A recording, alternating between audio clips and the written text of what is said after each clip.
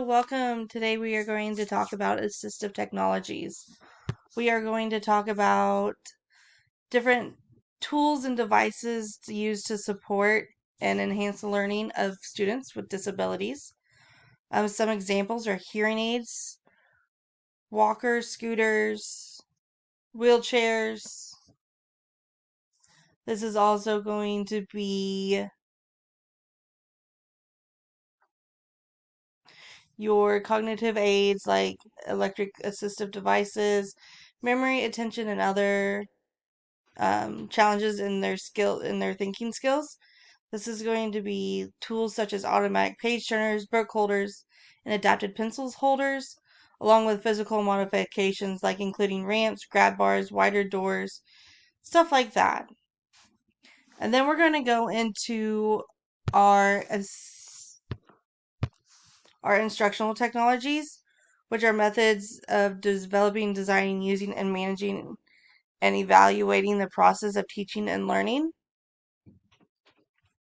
These are going to be our online learning platforms such as Blackboard or Canvas, the learning apps, ebooks, textbooks,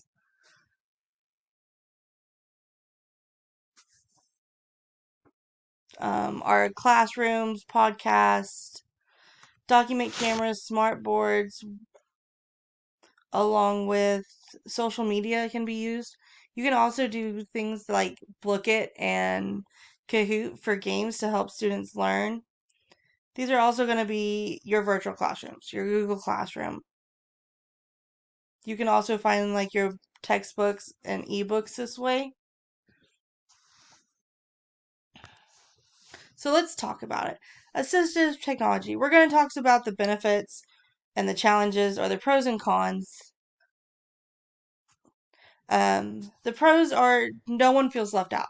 And that is the biggest thing that I see with kids with special needs is they get left out. It doesn't matter how much you try. If they can't learn at their own pace, they can't always feel like they fit in, especially in a general ed classroom. With assistive technology, this will help allow students to learn at their own pace and makes things more individual. So what may work for one student is not going to work for another. Students will be able to achieve their goals with these technology or these devices. It also gives children the chance to socialize more. Because you do have those students out there who are nonverbal, who cannot communicate like everybody else. They can't tell you how their day is. They can't tell you they want the red crown or that Miss Adams is their teacher. They can't communicate that on their own. So they can have a talker that has all these buttons where they can actually start having conversations with staff, with classmates to be more included. So it helps with building social bridges and creates awareness with these people. Some of the cons that come with assistive technology is majority of it can cost a high amount. Sometimes it's time consuming trying to find the right equipment, the right training.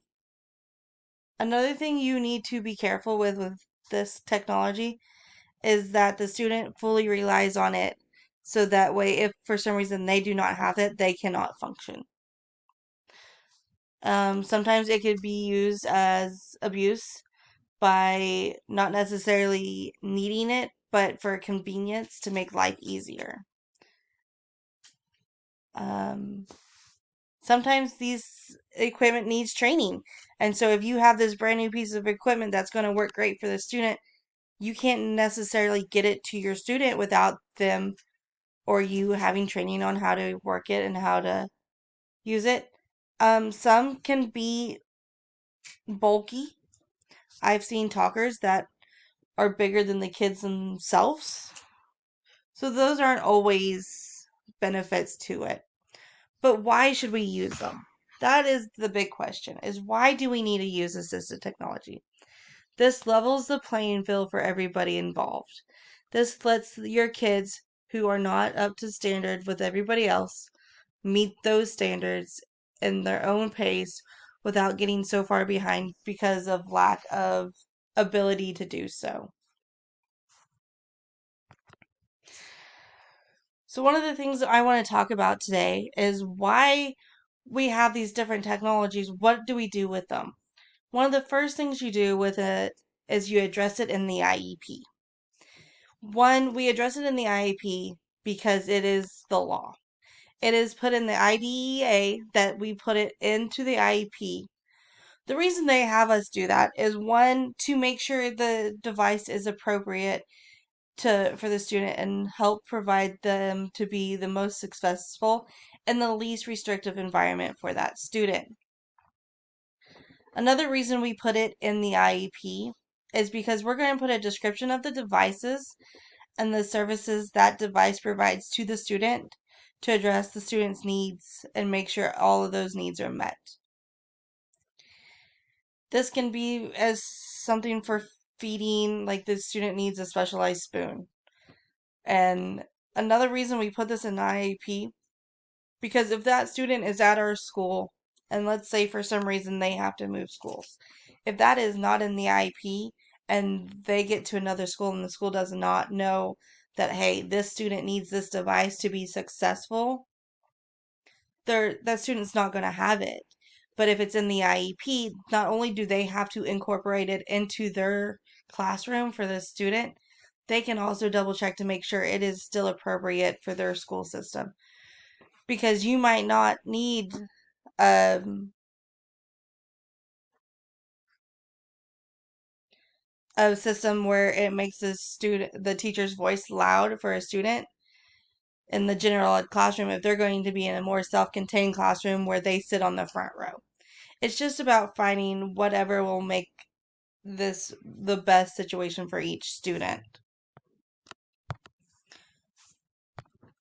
Um, we're also going to talk a little bit today about how to include educational technology. This is your this is your smart boards, this is your touch screens. This is even going to be your Google Classroom or your Blackboard or your Canvas. These are going to allow your students to incorporate learning and still be able to learn at their own pace. I like, as far as what I have listed here, I love Kahoot and Blooket. Blooket is a fun game to test how much the students know. Let's say we're doing it over Oklahoma facts and or Oklahoma symbols. I can go in and I can create any game I want to over the symbols, and it will tell me, are my students learning this? And are they learning at their pace? Because this is a game, so that you're trying to see how many you can get in a row and how many you can get correct, but you read it at your pace, not at anybody else's. Just like their partner is not going to be reading the same questions at the same pace as they are.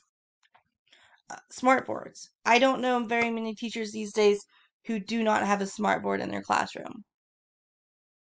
This allows you to present the information up front in front of them, and so they can be visual. Plus, you can highlight or write or indicate certain things on there. So if you want to write your notes on the board and write them with the students can follow along. If you want to do a fill in the blank paper and your kids need to see it written, you can go up there and write it in the board. Or if you have a part of a paper that you guys are reading out in class together, you can go up and highlight it on our smartboard. Another great one is touchscreens. I've seen kids struggle with using a mouse or using the little mouse on their Chromebooks, whatever they may be using. Having touchscreens on our computer has offered wonderful opportunity for students who may not be able to use the mouse efficiently, but they can come up and touch Word or whatever they want to type or where they need to click on. This gives them the opportunity to be successful in the classroom. Another thing you can do with all of these different aspects is you don't have to spend a whole bunch of money, especially with the AT devices. You can build these at home. It doesn't have to be anything fancy. It can be as simple as sticking a tennis ball and a pencil, or putting a rubber band around a fork to hold it in a student's hand because they don't have the pencil or the grip strength to hold the pencil or the fork in their hand so they can feed themselves. It can be a ramp for them to have to walk up, which you can make yourself. It can be something to prop their leg up if one leg's shorter than the other. That's the best thing about this. Yes, there are items that are going to be very expensive, but some of these can be made at home. And it's not a whole lot out of your pocket or out of the parent's pocket, but it is a way to incorporate this so that student is learning.